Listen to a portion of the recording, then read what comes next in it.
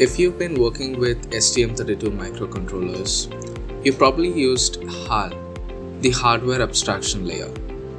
It's great, it gets your project up and running fast.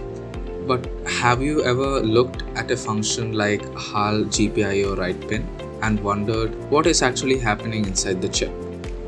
HAL is basically a black box. Today, we are going bare metal. Over the next 10 minutes, I'm going to show you exactly how to turn a GPIO pin on and off using nothing but C code and memory addresses. By the end of this, you'll understand your microcontroller on a completely different level. Let's get into it.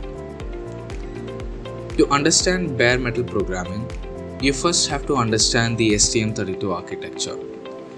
Think of the inside of your microcontroller like a city. The brain or the mayor of the city is the ARM Cortex-M core. But the core doesn't do everything itself.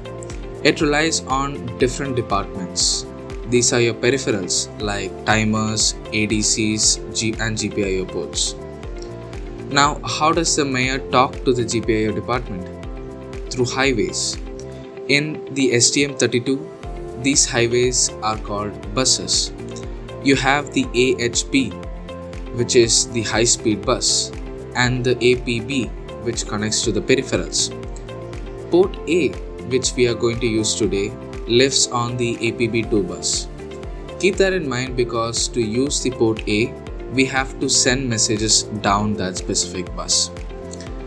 So how do we actually send a message from our C code down to that bus to the hardware? This brings us to a massive concept in embedded systems: memory mapping. In a desktop computer, RAM is just RAM. But in an ARM microcontroller, the hardware registers are mapped directly to memory addresses. It's like every switch and dial inside the chip has a specific postal address. Look at the top of our code.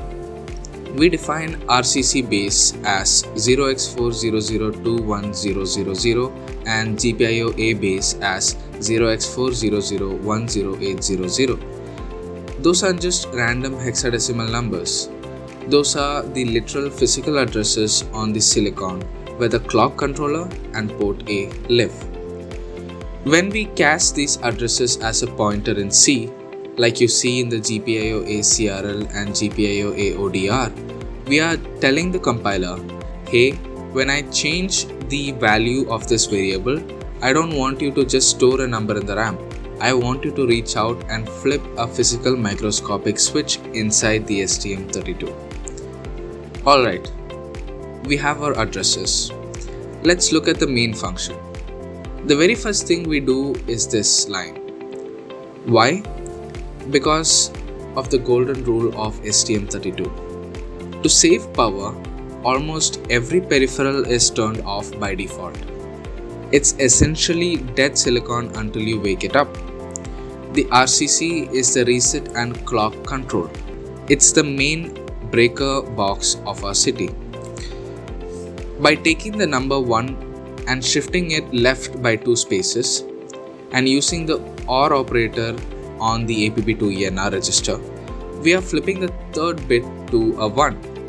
That specific bit acts as the power switch for GPIO port A. If you skip this line, none of the rest of the code will work. Always turn on the clock first. Now, port A is awake and receiving a clock signal. But an STM32 pin can do a lot of things. It can be an analog input, a digital output, or a hardware timer pin. We have to tell it what its job is. That's what the next two lines do. Modifying the GPIO A CRL register. CRL stands for Configuration Register Low, and it controls the pin 0 through 7. Each pin gets 4 bits to determine its mode and configuration. We are targeting pin 5, which is controlled by bits 20, 21, 22, and 23. First, we clear those 4 bits to 0 just to give ourselves a clean slate using the bitwise AND operator. Then we write 0x2 into that slot. In binary, 0x2 is 0010. In the STM32 datasheet, writing 0010 tells the hardware, make pin 5 a general purpose push-pull output with a maximum speed of 2 MHz. We've just wired the pin for output. Finally, the fun part. The pin is powered, it is configured as an output, and now we want to turn it on and off.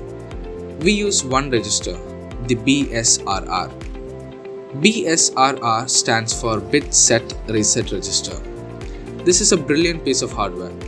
When you write 1 to the 5th bit of this register, the hardware immediately forces the pin 5 high. It's incredibly fast and safe to use, especially if you have interrupts running. The BSRR is a 32-bit register. The bottom 16 bits set the pins high, but the top 16 bits are dedicated to resetting them low. To turn the pin high, we use the following line. To turn the pin low, we write this line. Why 21? Because you take the 16 offset and add our pin number 5 and you get the 21. By shifting a 1 into the upper half of the register, the hardware instantly forces pin 5 to 0, pulling the physical pin low to ground in a single perfectly safe clock cycle. And there you have it. No HAL, no hidden libraries, just you, the C compiler and the physical memory map of the chip. We turn on the clock with the RCC, reset clock control, configure the pin mode with the CRL and toggle the voltage with the BSRR. Once you get used to reading the reference manual and shifting bits like this, embedded programming becomes a lot less mysterious and a lot more powerful. Try writing this out yourself. Maybe try modifying the code to make pin 5 blink in a loop, or try turning on a different pin entirely. Thanks for watching. If you have found this tutorial helpful, please hit the like button and subscribe. Keep building, keep experimenting, and I'll catch you in the next one.